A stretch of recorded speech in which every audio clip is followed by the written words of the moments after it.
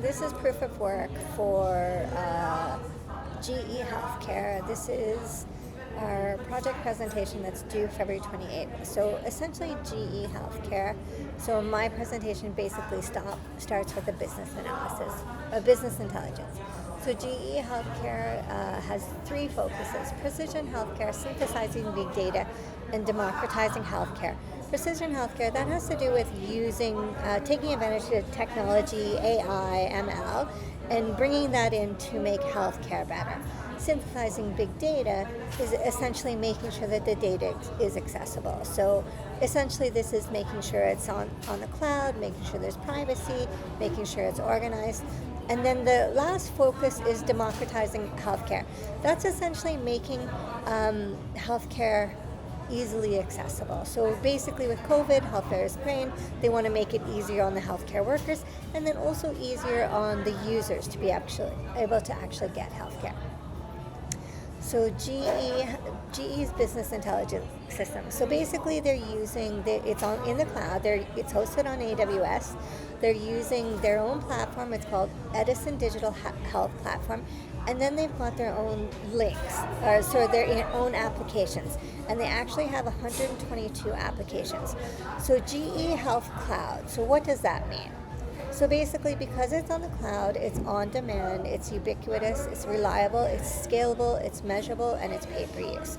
So basically, anywhere people can access it, they can access it anytime. It's highly reliable. It's AWS, and it's scalable. So if something like COVID happens and you've got tons of data to sort through, their system can scale up and down as needed without huge overhead costs that used to be realized with on-premise metal, basically. So, and with their cloud, they've got a relational database, they've got object storage, they've got EC2, which is scalable. They've got Service Catalog, which basically helps them find things. They've got something called Cognito, and this is kind of like a single sign-on.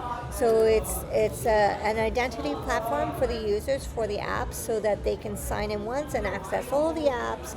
They can sign in once and develop the apps, design the apps, and then they've got SageMaker from AWS, and so that's machine learning services. So that's at the cloud level. But then if we scale down to the platform level, it's vendor agnostic. That means they can get data from numerous sources. Right now they've got 22 vendors. This means different formats. They're not locked into one sole kind of data. They're not locked into a vendor. Vendors aren't locked into them. This kind of system has to be highly organized.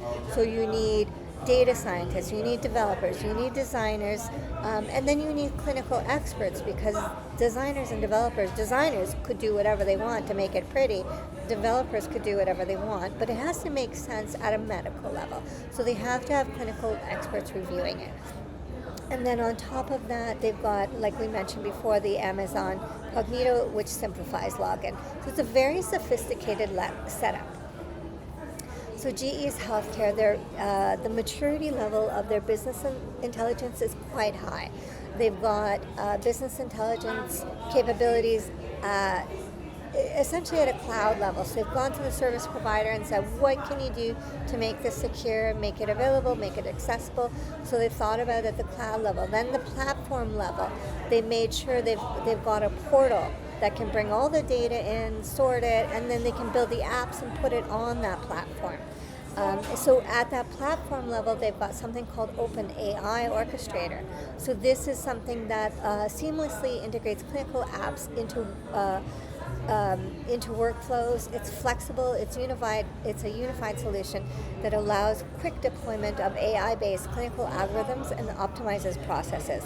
So this kind of thing will also be used to manage their data.